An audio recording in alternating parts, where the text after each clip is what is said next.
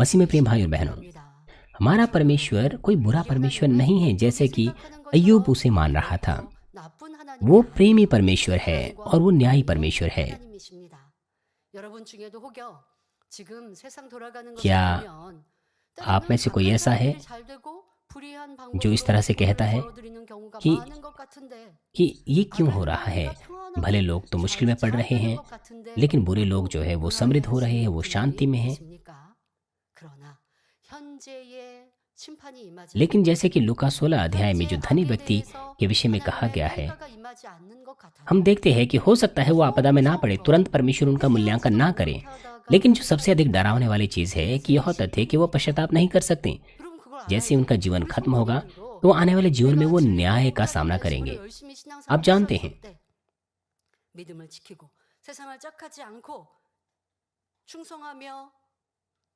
मान लीजिए आप विश्वास में बने रहे, आपने संसार से मित्रता नहीं की, आप नई यरूशलेम की ओर दौड़ते रहे, लेकिन आजमाइशों के समय में आपने परिपूर्णता को खो दिया, संसार से प्रेम करने लग गए। अब आपके अंदर एक भय होता था। मेरा मतलब है, जब आप ऐसा करते अब आपके अंदर एक डर आने लग जाता है। अब आपके अंदर डर आने लग जाता है कि कहीं आपके ऊपर कोई आपदा ना आए।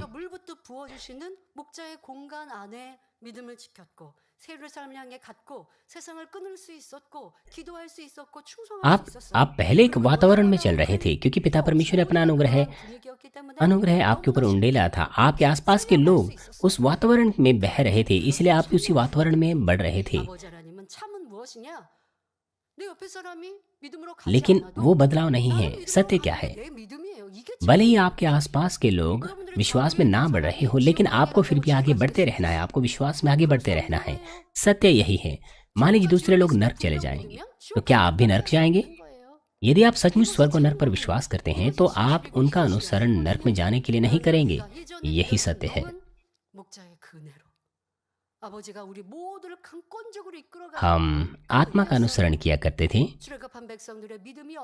चरवाहे के अनुग्रह के द्वारा, और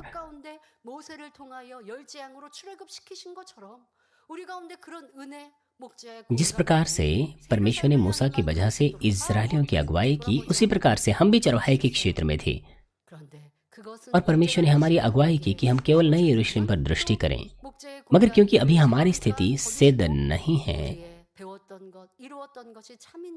इसलिए पिता परमेश्वर ने हमें इस तरह की अवस्था से गुजरने दिया है जहां पर हम सचमुच अपने आप को देख सके, जांच सके।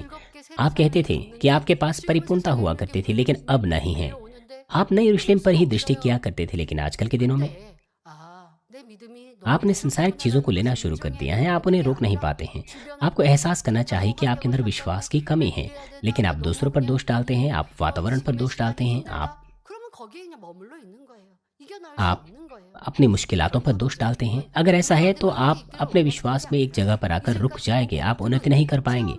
पिता परमेश्वर चाहते हैं कि हम एक जगह पर आकर ना रुकें, बल्कि वो चाहते हैं कि आप,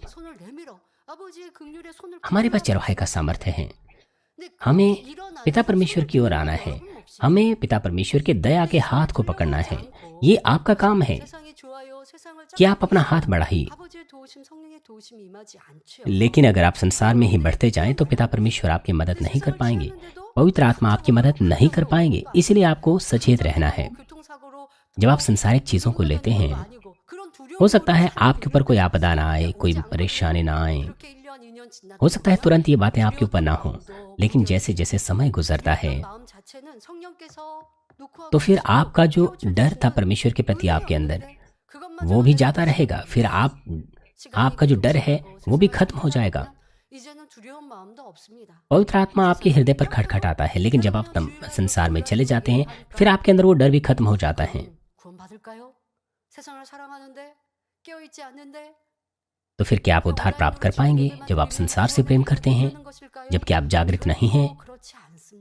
वो भी सिर्फ इसलिए क्योंकि रात्रि भर आप परमेश्वर की आराधना कर रहे हैं। तो क्या इसका मतलब यह है कि आप उद्धार प्राप्त कर लेंगे? नहीं।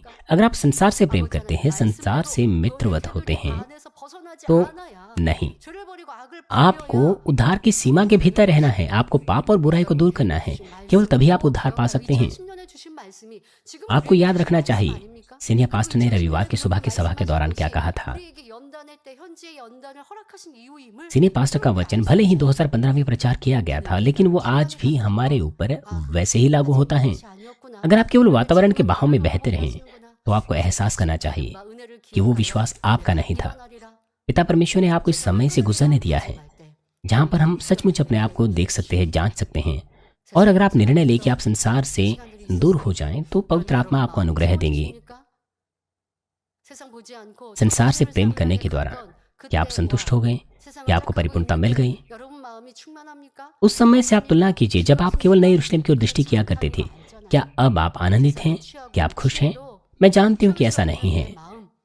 आपने संसारिक चीजों को निरंतर अपने अंदर लिया है। आपका हृदय परिपूर्णता में नहीं है। बजाय इसके, जब आप आत्मिक चीजों को अपने अंदर लेंगे तब आप परिपूर्णता से भर जाते हैं। मुझे आशा है कि आप इस तरह की परिपूर्णता को प्राप्त कर सकें। और इस तरह की परिपूर्णता को पुनः प्राप्त करने के लिए आपको संसार से अलग हो जाना है, वचन के अनुसार जीना है, हृदय का खतना करना है, एक उचित मसीह जीवन जीना है। तब पवित्र आत्मा आपको अनुग्रह देंगे, सामर्थ्य देंगे कि आप सिद्ध उद्धार प्राप्त कर सकें। वर्तमान में आप ऐसा कह सकते हैं कि मैं वचनानुसार नहीं जी रहा हूँ,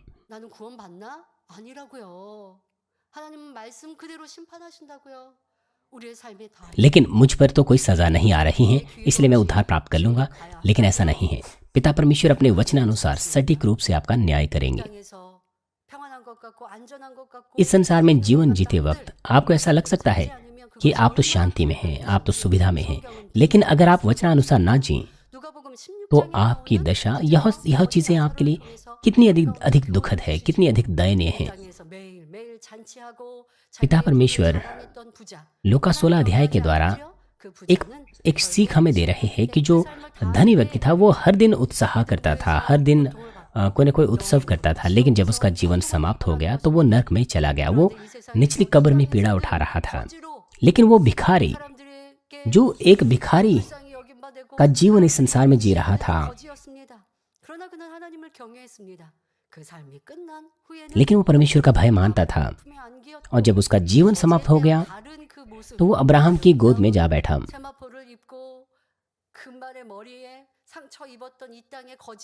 वो एक सुंदर आत्मा में बदल गया जो श्वेत वस्त्रों को धारण किए हुए था। अब वो भिखारी नहीं दिख रहा था। यह सच्ची आशीष, सच्चा आनंद, जैसा कि बाइबल कहती है।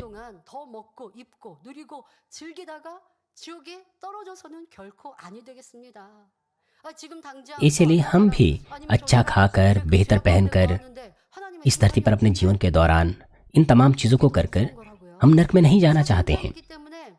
आपको पता होना चाहिए कि ये कहीं ज्यादा डरावना है। वो व्यभिचार की संतान है, उनका न्याय, उनके ऊपर कोई आपदा भी नहीं आ रही है। यद्यपि वो इस संसार में बुराई करते हैं, उनके ऊपर कोई आपदा नहीं आती, कोई विपत्ति नहीं आती। क्या आप भी उनके साथ जाना चाहते हैं नरक? नहीं। आपको इस तरह के मूर्ख व्यक्ति नहीं बनना है।